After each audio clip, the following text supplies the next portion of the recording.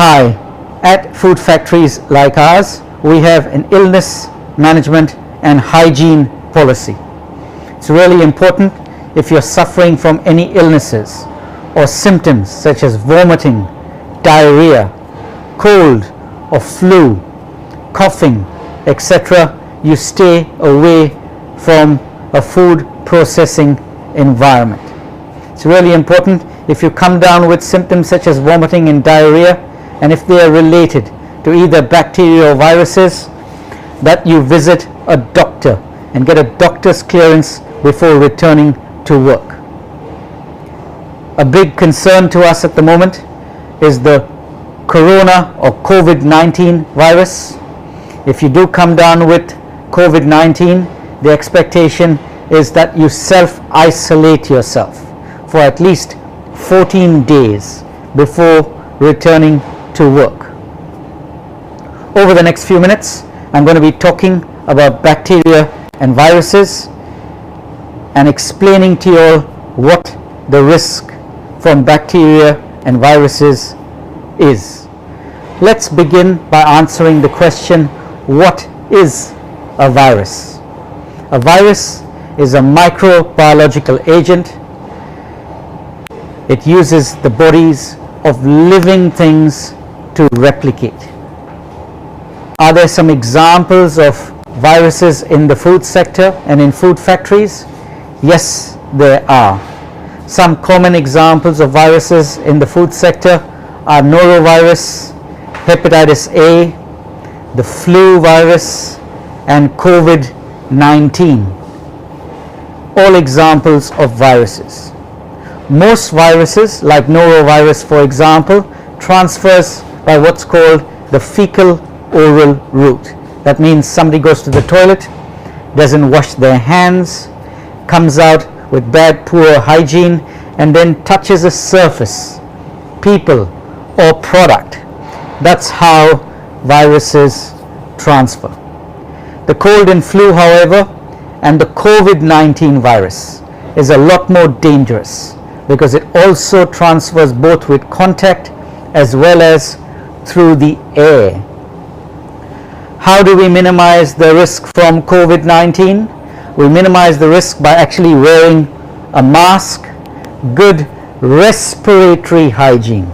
So making sure if you cough or sneeze, you've got a mask on, or if you don't have a mask on, you're using your elbow. Those are examples of how you minimize the risk.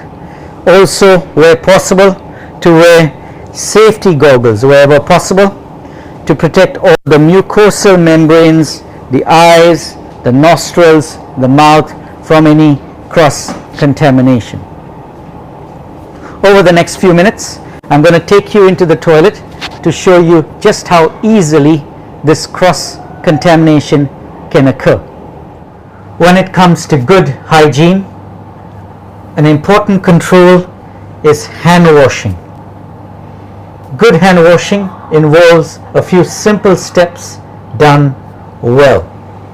The first step is to wet your hands.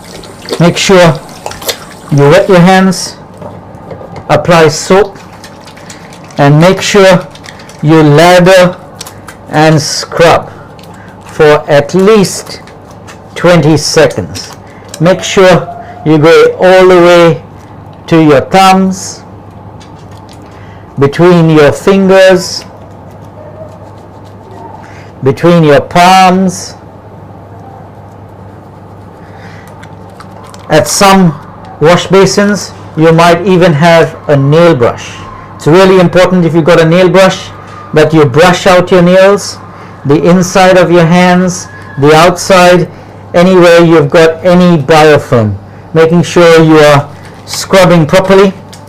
Make sure you rinse out the nail brush after use so that the next person who comes along has a clean nail brush and the nail brush is added to the sanitizer list at the end of the shift. If you're in doubt, wash your hands a second time, but make sure you are washing and scrubbing for at least 20 seconds. Once you finish, we want you to rinse your hands. The next step is to dry your hands. So it's really important that you're drying your hands. Make sure your hands are dry, and it's good courtesy to the next person coming along that you wipe down the tap for the next person. That's good practice before disposing of the paper towel. And your final step before exiting the toilet is to sanitize your hands. Make sure your hands are well sanitized before leaving. If somebody exits the toilet without washing their hands properly, here are some few simple examples how cross-contamination can occur. As you can see, we've got cross-contamination on the sink, on the hand wash basin, on the tap, on the soap dispenser somebody might touch, on the toilet switch. If somebody exits the toilet without washing their hands, these are a few simple examples of how surfaces can be contaminated.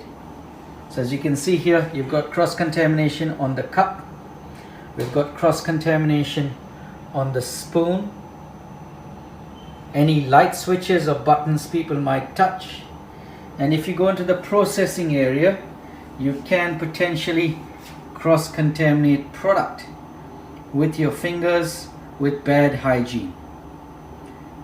This is the reason why we need to have good personal hygiene when entering a processing area, and most importantly, when you use the toilet, to wash your hands properly to minimize the cross-contamination risk to both people and product.